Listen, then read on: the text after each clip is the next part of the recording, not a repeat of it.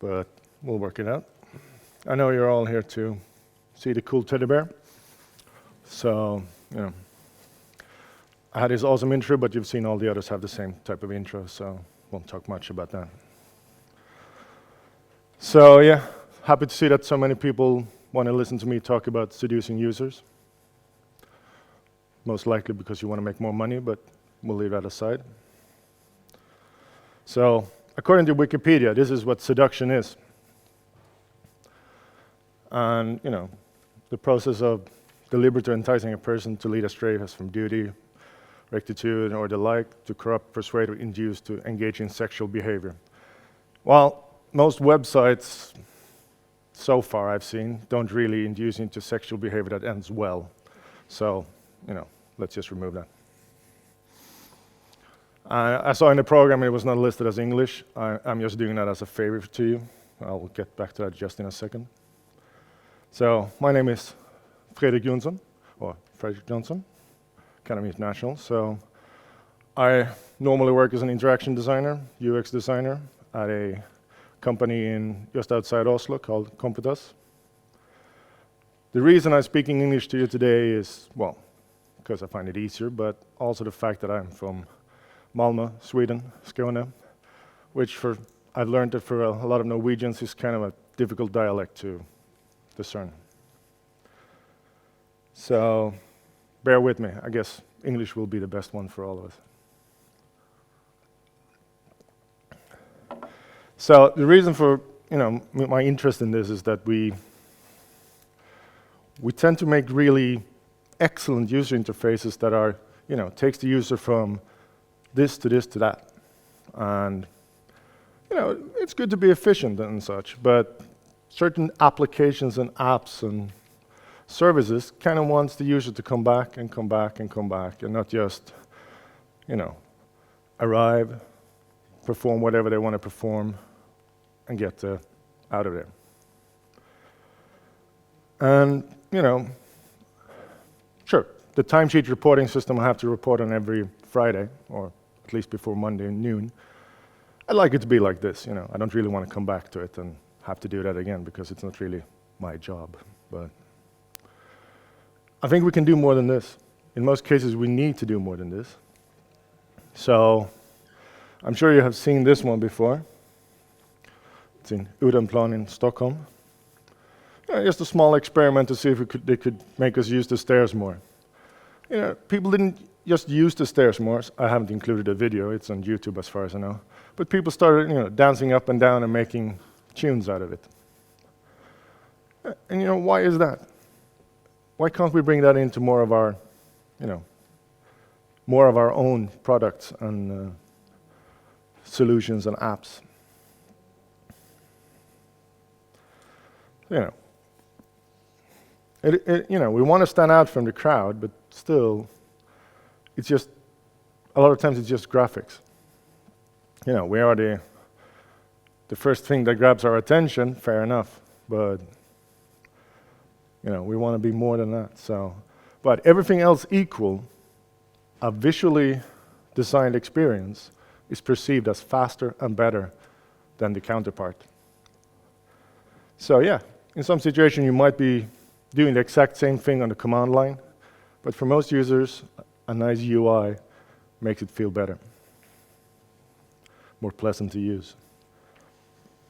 So we have to work with the visual expression and how we help the user experience things. I'm sure you're familiar with this one. It's from LinkedIn. As you see, I'm not very popular at the moment, but it's the fact that they present some information for us to tease us to find more. What is behind these numbers? Who was there? I'm going to get back to, the who was there and why part. But, you show a bit of information, get the user to be interested in it, try to find out more. It kind of turns into a game of sorts as well, because you kind of come back, well, I guess a lot of people come back, and can take myself as an example. You come back every now and again and check, did I do better? Did I do worse? Was that conference a peak in my LinkedIn clicks? Did I get enough contacts? Whatever. And of course, it contains some metrics so you can compare to your other people in your network.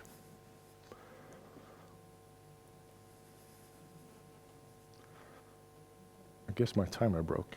Sorry. Oh well, we'll survive. So, that leads me to, well, okay. I was expecting a bit darker room, so bear with me with some of the contrast here. We want to make it easy, efficient, but still,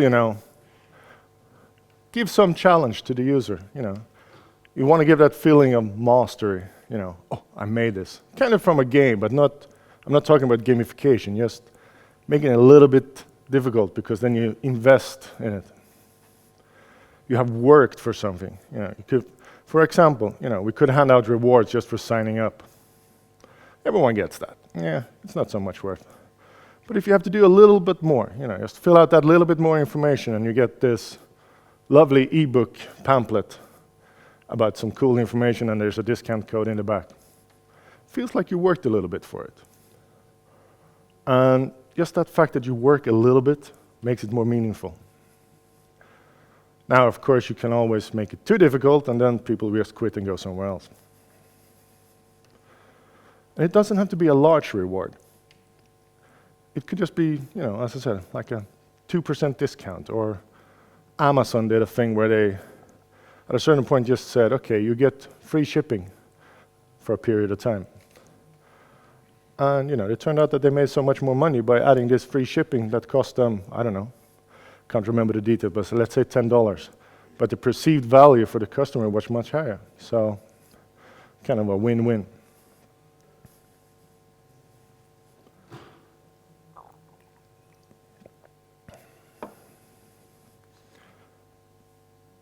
It did jump. So, making it fun. I'm not talking to, you can make it into a game, but you can also use these challenges to make it fun for the user to submit data without them actually knowing that they're submitting data. And throughout this talk, there are some kind of things that are, might not ethically and morally be on the up and up, but, use discretion. For instance, when you start using Netflix, it asks you to rate a lot of movies. It doesn't ask you to write that movie that you like so much and then give it a star. Just, rate these movies and then it's generally sorted out so that it kind of, the algorithm shows the type of movies that you're most likely to have seen, and you can rate those. Also get back to more of Netflix later. It also gives a feedback loop. You submit something comes back that is more targeted towards the user. And it kind of keeps it going. It also sparks a bit of curiosity. So if I select this movie and give it that rating, what other movies are going to pop up? And of course, this can be applied to most types of things where you want to customize your data and the feedback to the user. It also leads to, them browsing data, and that you also can use. Customize the experience based on what they're looking at. In my experience, eBay does this a lot. You were looking at Christmas 5 years ago, you were looking at something, I still got emails saying, hey, we got this on sale now, there are low bids on this one. And, okay, I treat it as spam, but the point is there, they give you something that, perceived as a value for you.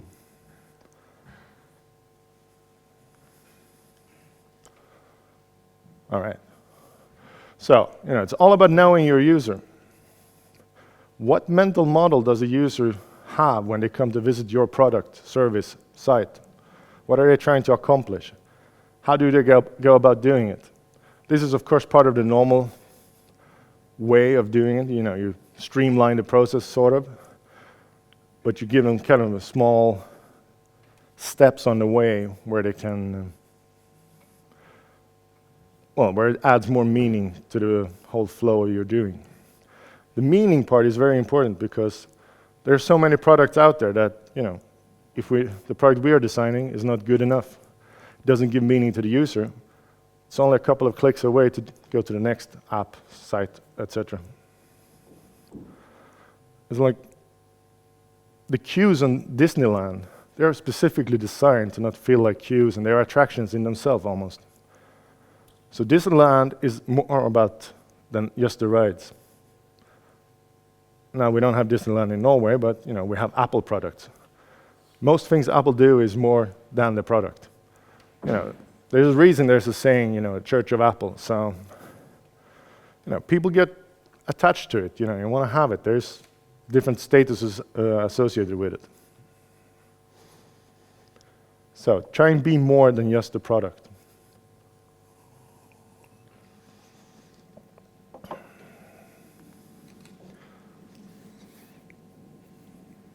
So Hot Wheels kind of,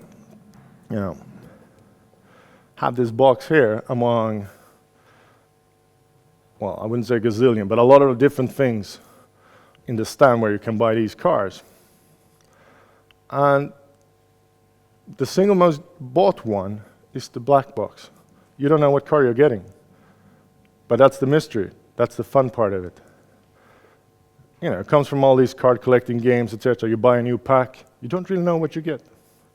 But you get something. And of course, then you can also think about the same as, I don't know, I'm sure some of you have played like World of Warcraft or similar. Why do people do this dungeon over and over and over again? There's a small chance you can get this or that very valuable item. Another, well, not so recent anymore, but chat roulette was kind of a such thing. Click a button, you don't know what happens, but something's going to happen. So your curiosity kind of gets satisfied. And you can work a bit of different ways of this. This is kind of a called scientific one. But you have the perceptual one, which is desired by novel, complex, or ingenious triggers. And then you have the specific thing. You're looking for something specific. Or you just want to have some desire for knowledge. Kind of like, you might want to go to Google just to Google whatever, search for whatever you want on Google. They have obviously succeeded with the term Google something, so I'll leave that be at that.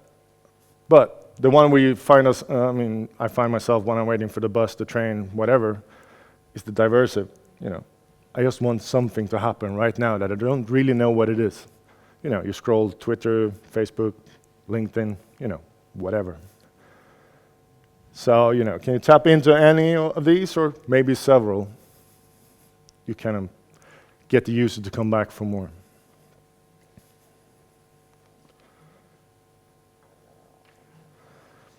So the whole point is to, invite the user to, hang around, come back, feel at home, put your feet up. There was some of you might have seen this before, I don't know, loyalty cards. So there was an experiment, done by Josef Nunes and Xavier Drez, I think it's pronounced. That, you have these two cards. One has 8, and the other one has 10, but 2 are pre-filled. So essentially, they're similar. You have to do the same amount of car washes. But the one with 2 pre-filled, it triggers something called pre-completion. It had, this one has 19% completion. So people that got with 8 only went to complete the card 19% of them, while the one that was pre-filled got 34% completion. So you invite the user to come back. You see this all the time, you get these gas cards, whatever loyalty programs you end up with. Sometimes, you just, I'm going to go out of my way because I want those extra points. Those points, like SAS bonus, for instance, it's not really worth anything, but it feels good to get. So you kind of end up being more loyal, and there's lots of research about that.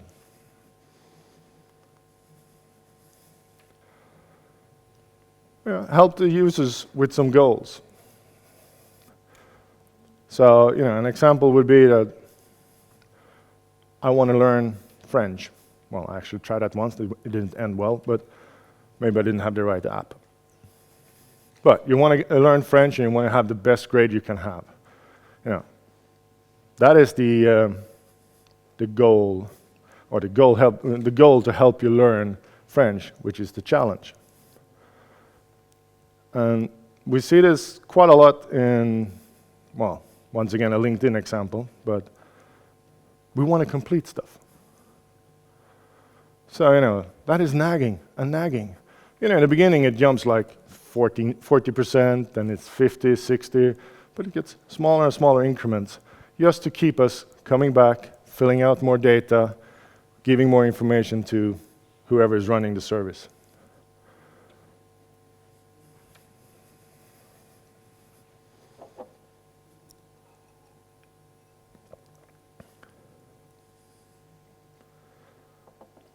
The thing about giving, you know, we're all, most of us, social beings. We live in groups, we identify with a group, but if someone comes and gives you something, does a favor for you, you feel the need to give back. Most of the time, anyway. Depends on the favor, but let's go with the fact that you actually want to give back. Then you're more likely to, you know, feel favorable towards the giver. And, you know, you're more likely to come back. So a trick is to, you know, give something to the user, preferably a little bit unexpected, but it has to be something personal. So, you know, just not the generic, hey, everyone got this 10 krona off this book or this coffee at this coffee shop. No, it has to be a little bit more personal than that. As I said, it has to be unexpected. Well, it doesn't have to, but it's a better effect if it's kind of unexpected. You know, the problem with unexpected is that you know, after a while you kind of run out of ideas, but hopefully the user will just stay with your system by that time. It has to be meaningful in the context of what your service is providing. So it wouldn't help me much, or I wouldn't be more inclined to use LinkedIn if they just gave me a car wash. You know, but if they hooked me up with some awesome recruiters that gave me a, you know, $1 million job a year, okay, that's a big gift, but you know, it needs to be relevant to the context. And it has to look good. You can't come with a, you know, tinfoil wrapped box with a shoestring in it and say, you know, like, it goes back to the, you know, the perceived value of it. So I'm sure you've seen this in the shops. You know, you go into a kind of a more luxury shop, it has nicer boxes. It's the same product most likely, maybe a slightly different name on it, but the packaging differs, and they can charge, you know, a fair amount over what the other low price chain is doing. An example of this is that, actually I'm not sure if this site still exists, my bad, but Doppler, a travel site. It sent out at the end of the year a, you know, where you've been, where you travel, and all different kinds of data about it. And it packaged it nicely. You could, you know, you could actually, you got a printed one as well if you wanted to. And it's kind of cool, you know. Not really a massive value in it, but you know, it's kind of cool. It's novelty, but it also uses your data to inform you about some things you did. And you know, when you get this the first time, you go, "Wow, that was cool," and I tell my friends about it and say, "You should use this." And you hang around much longer, even if there are good competitors coming. It's kind of like, you know, my hiccup here with Google. You know, Bing is, for all intents and purposes, just as good. Though, personally, I just type Google. It's kind of at my fingertips all the time. You know, I'm invested in that product. Well, it was better when it was launched, so that has a little bit to do with it, but you know. this also goes back a bit, but it's kind of playing on two things. So when you return a film to Netflix, you got this one, they live off you rating it, as I said before. And here you have two unknowns. So you go like, ooh, what are they suggesting for me? This could be exciting. It's probably good movies because they know what I want to watch. And that makes us actually do it. And the more we rate, the better your suggestions get, of course. So they live off this. I mean, they had actually it's many years ago, but they had this competition where if anyone came up with a better algorithm, you were given, I don't know, $1 million or something. I think it was 2005 or something. And that's just how important it is for these companies.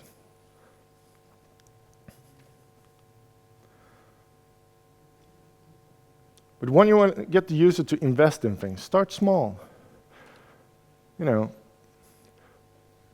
Suppose you were, the thing is, let's say you want to have a public service announcement, and you have this big sign, and you say like, okay, all you guys, you have a lawn, put it there. We want to inform people walking by. This is very important. Most likely you would just say, no, go away. This is ridiculous. I'm not putting that big, ugly sign on my lawn. But if you were given a small sticker to put in your window first, or on your door, or in your mailbox, then you already invested in the idea. So you take a small step, you build on that, and yes. The public sign thing is taken from some research done in the US, where 83% said no to the big sign. Then 2 weeks later, they did the same test, but they gave the owners of the house a small sticker to put in the back window of their car. And then they came with a big sign, a week after. And 76% said, yeah, of course we'll have it there. It was about traffic safety, but still. Just shows that if you give something small, have the user or the person, act upon it, they consciously is setting up for, using it. Another thing with these small steps is also that you can reveal functionality, over time. Gmail does this to a certain extent. Once you get more accustomed to it, you find more features. Other software do the same thing, and you get more adept at using it. So you get a small sense of, hey, cool, mastery here. So I know you're all dying for the teddy bear again, so I'm soon going to get there. But to sum it up, make something pleasing to look at. Of course, it should be pleasing for everyone that looks at it.